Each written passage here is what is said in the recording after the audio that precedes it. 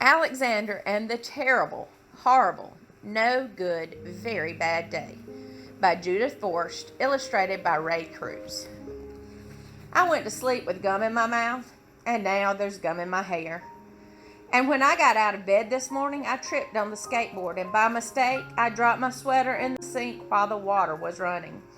And I could tell it was going to be a terrible, horrible, no good, very bad day.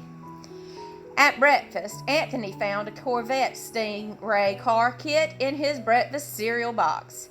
And Nick found a junior undercover agent code ring in his breakfast cereal box.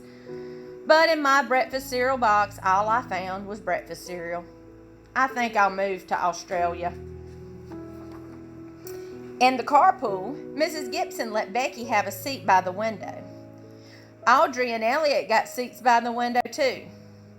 I said I was scrunched. I said I was being smushed. I said if I don't get a seat by the window, I am going to be car sick. No one even answered.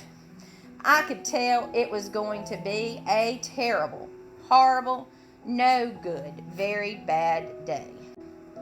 At school, Mrs. Dickens liked Paul's pictures of the sailboat better than my picture of the invisible castle. At singing time, she said I sang too loud. At counting time, she said I left out 16. Who needs 16? I could tell it was going to be a terrible, horrible, no good, very bad day. I could tell because Paul said I wasn't his best friend anymore. He said that Philip Parker was his best friend and that Albert Moyo was his next best friend and that I was only his third best friend. I hope you sit on a tack, I said to Paul. I hope the next time you get a double-decker strawberry ice cream cone, the ice cream part falls off, the cone part lands in Australia. There were 2 cupcakes in Philip Parker's lunch bag, and Albert got a Hershey bar with almonds, and Paul's mother gave him a piece of jelly roll that had little coconut sprinkles on top. Guess whose mother forgot to put in dessert? It was a terrible, horrible, no good, very bad day. That's what it was, because after school my mom took us all to the dentist and Dr. Fields found a cavity just in me.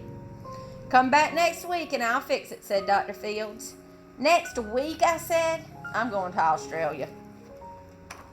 On the way downstairs, the elevator door closed on my foot. And while we were waiting for my mom to get the car, Anthony made me fall where it was muddy. And then when I started crying because of the mud, Nick said I was a crybaby. And while I was punching Nick for saying crybaby, my mom came back with the car and scolded me for being muddy and fighting. I am having a terrible, horrible, no good, very bad day. I told everybody. No one even answered. So then we went to the shoe store to buy some sneakers. Anthony chose white ones with blue stripes. Nick chose red ones with white stripes. And I chose blue ones with red stripes.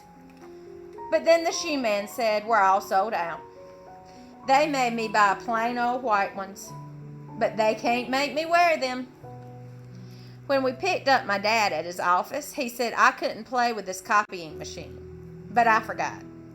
He also said to watch out for the books on his desk, and I was careful as could be, except for my elbow.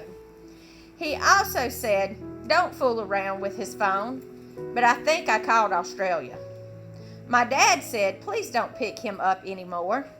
It was terrible, horrible, no good, very bad day. There were lima beans for dinner, and I hate limas. There was kissing on TV. Hate kissing. My bath was too hot. I got soap in my eyes. My marble went down the drain, and I had to wear my railroad train pajamas. I hate my railroad train pajamas. When I went to bed, Nick took back the pillow he said I could keep, and the Mickey Mouse nightlight burned out, and I bit my tongue. The cat wants to sleep with Anthony, not with me. It has been a terrible, horrible, No good, very bad day. My mom says some days are like that, even in Australia.